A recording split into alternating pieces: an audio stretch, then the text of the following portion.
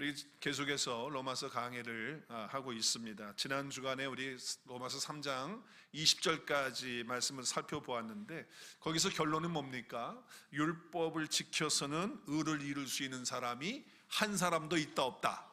없다. 한 사람도 없다. 의인은 없는데 하나도 없다라고 말했고, 그래서 우리는 다 하나님 앞에서 죄 아래에 있었던 자들이다라고 말하는 거예요. 물론 사람마다 조금씩 다르겠죠. 율법을 조금 더 잘 지킨 사람이 있고 좀 덜 지키고 못 지킨 사람들이 있긴 하겠지만, 차이는 있겠지만 모두가 다 죄 아래에 있는 죄인이었다라고 말씀을 하고 있어요. 오늘 23절에도 말씀해 보니까 우리 모두는 다 죄 아래에 있었던 자들이기 때문에 어떻게 말씀하고 있느냐? 모든 사람이 죄를 범하였다고 말하고 있어요. 그래서 하나님의 영광에 이르지 못하게 되었다라고 말씀하는 거예요. 많은 책을 쓰시고 그리고 그 저서들을 남기시고 지금은 하나님 나라에 가셨지만 정말 훌륭하신 목사님 계셨습니다. 팀 켈러라고 하는 목사님이신데, 그분이 많은 책을 쓰셔서 저도 많은 책을 갖고 또 그분의 책을 읽었는데, 그분의 책 내용 가운데 이러한 내용이 있어요. 어떤 분이 이제 이 말씀을 통해서 이제 비유를 드는 거예요. 세 사람이 있었는데 이 세 사람이 하와이에서 일본까지 수영을 해가지고 가겠다고 하는 거예요. 그런데 그 세 사람이, 첫 번째 사람은 수영을 전혀 하지 못하는 사람인 거예요. 수영을 전혀 하지 못하는 사람. 두 번째 사람은 수영을 좋아해요. 그래서 수영도 곧잘 하는 편이에요. 그런 사람이에요.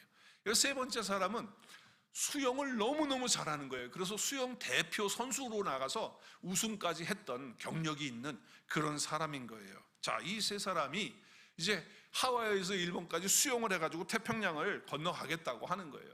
자, 첫 번째 사람은 수영을 전혀 못하는 사람이에요. 어떻게 됐을까요? 그냥 빠져 죽는 거죠. 들어가자마자 허우적거리다가 죽어버리고 말았어요. 두 번째 사람은 수영을 곧잘 하는 사람이에요. 좋아하는 사람이에요.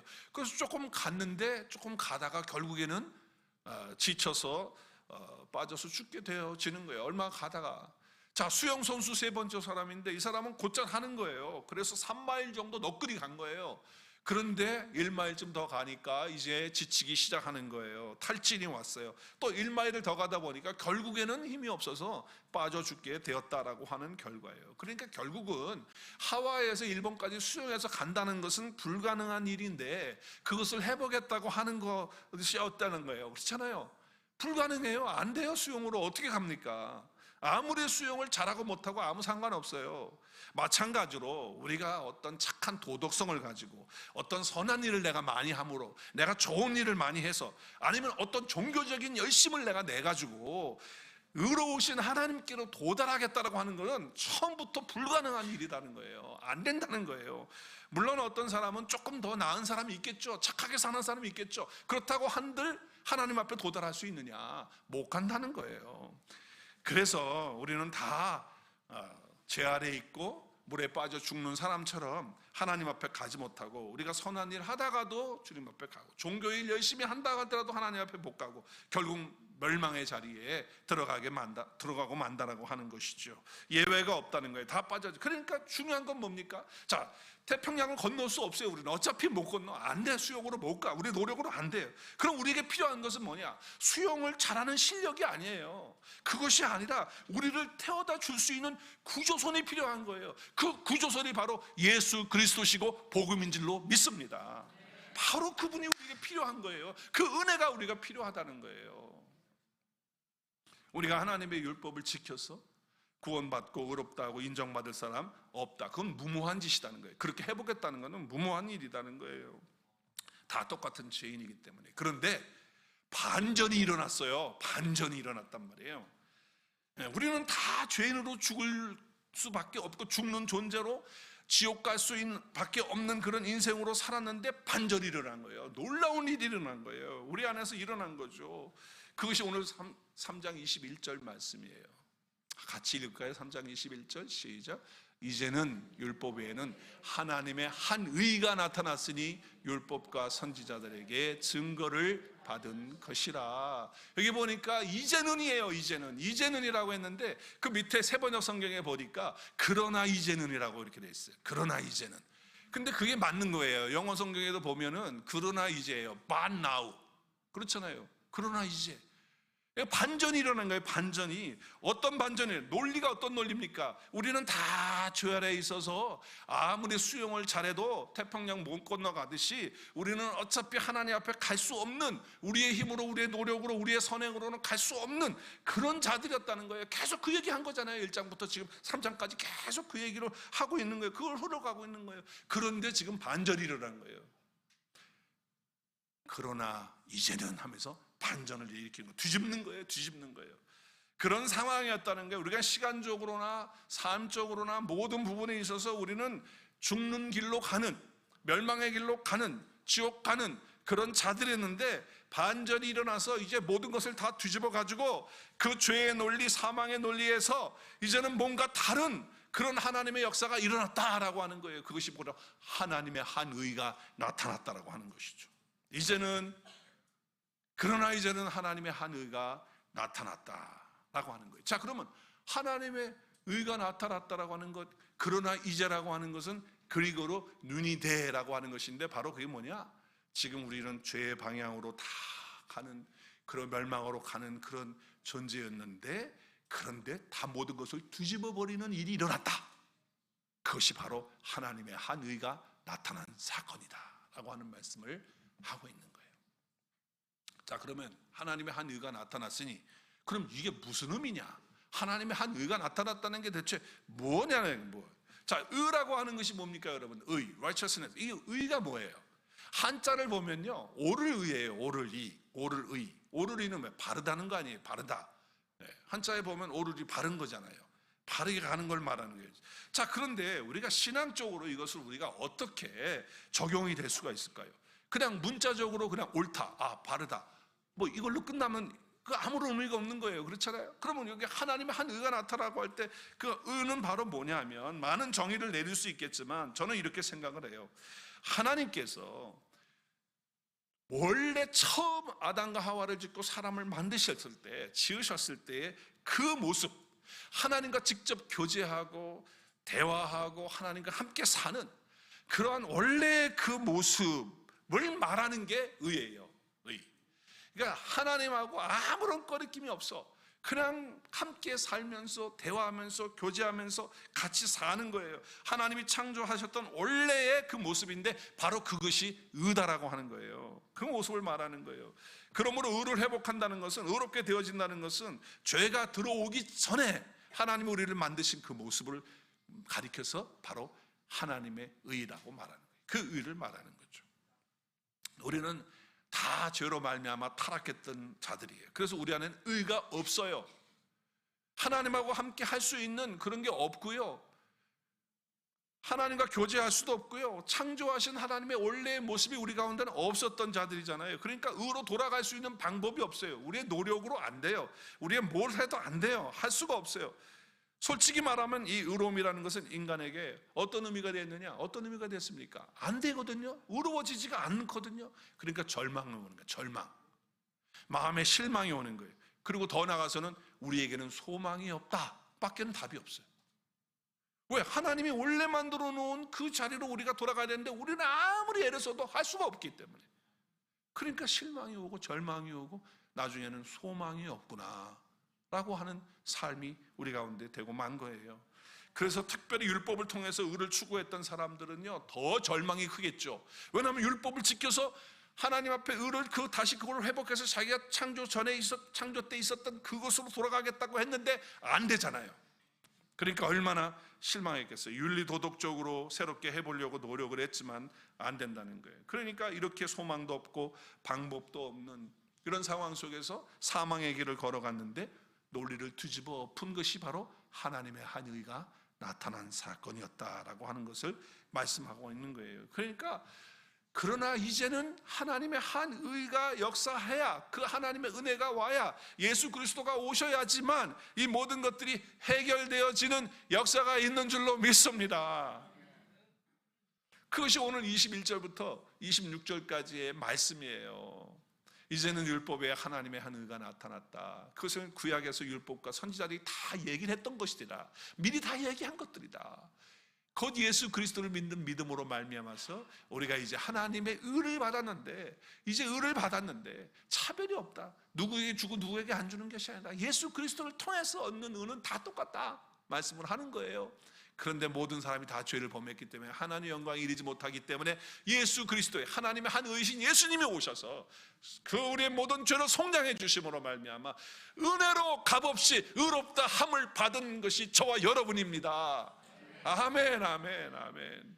그래서 그 피로 말미암아 우리는 이제 주님이 화목제물 되셔서 우리가 받아야 될 그 죄를 예수님이 다 가져가시고 나에게 돌려야 할 죄를 나에게 돌리지 않고 예수님에게 나의 죄를 다 돌려서 그분의 화목제물 되게 하심으로 말미암아 이제는 자기의 의로우심이 우리의 의로우심으로 만들어 주신 거예요.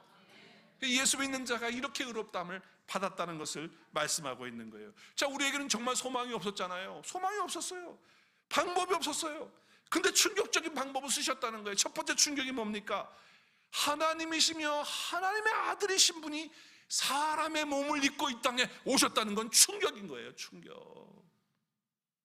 두 번째 충격은 뭡니까? 하나님의 아들이 나의 모든 죄값을 다 가지고 가셔서 나에게 돌리지 않고 예수님에게 다 돌려가지고 예수님이 죽게 하는, 하나님의 아들이 죽게 하는 그런 충격적인 사건을 벌이신 거예요. 하나님의 한 의가 나타나서 한 일이 그거예요. 세 번째 충격은 사람이 죽으면 끝나는데 죽음이 끝이 아닌 거예요. 사망이 끝이 아닌 거예요. 그 죽음에서, 그 사망에서 다시 살아나셔서 부활하시는 충격을 주셨습니다.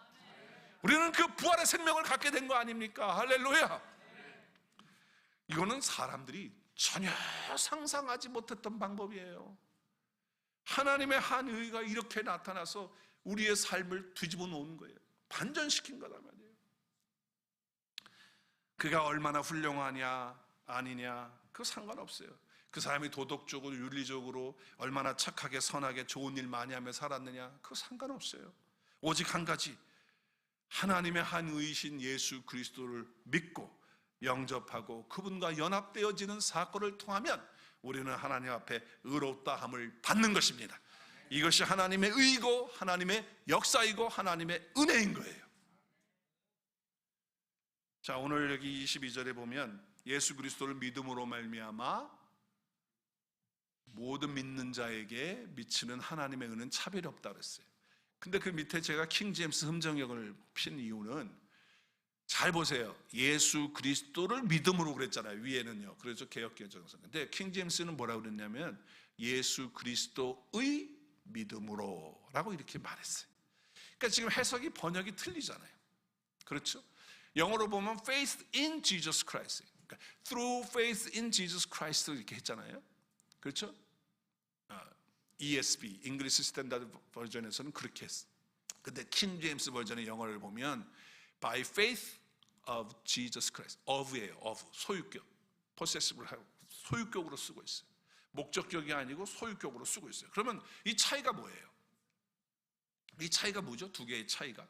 자, 예수 그리스도를 믿는 믿음으로 라고 하는 그것과 예수 그리스도의 믿음과의 차이는 뭘까?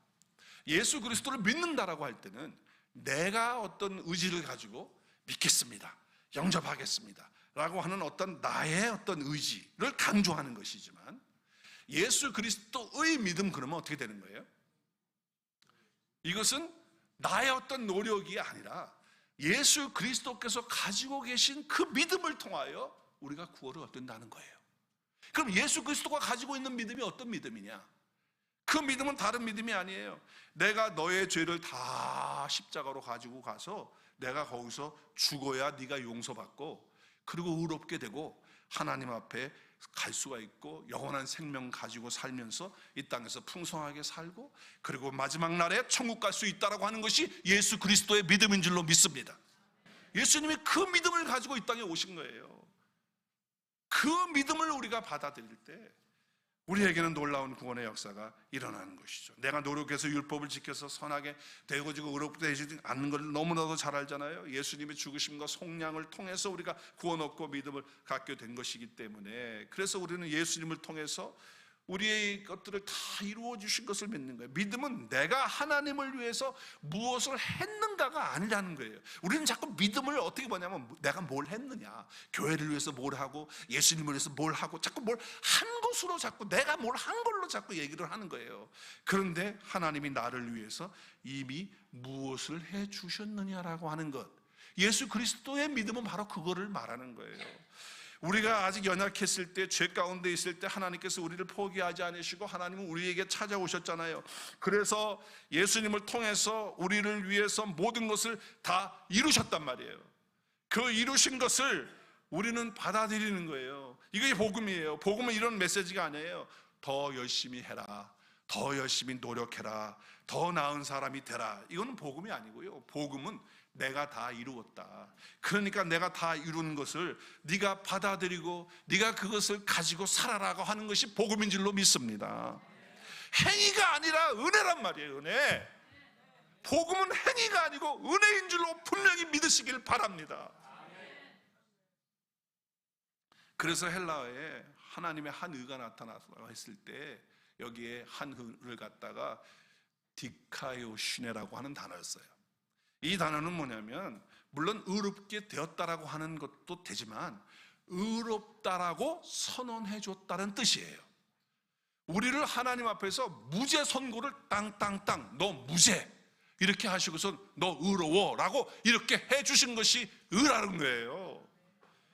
얼마나 감사합니까? 우리는 예수님을 믿음으로 말미암아 예수님이 해주신 일을, 그 십자가에 속량해 주신 것을 내가 받아들이고 예수님 믿고 영접해서 예수님과 한 영이 되는 순간에 내가 거듭나서 나를 의롭다라고 하나님이 꽝꽝꽝 선언해 주시는 거예요.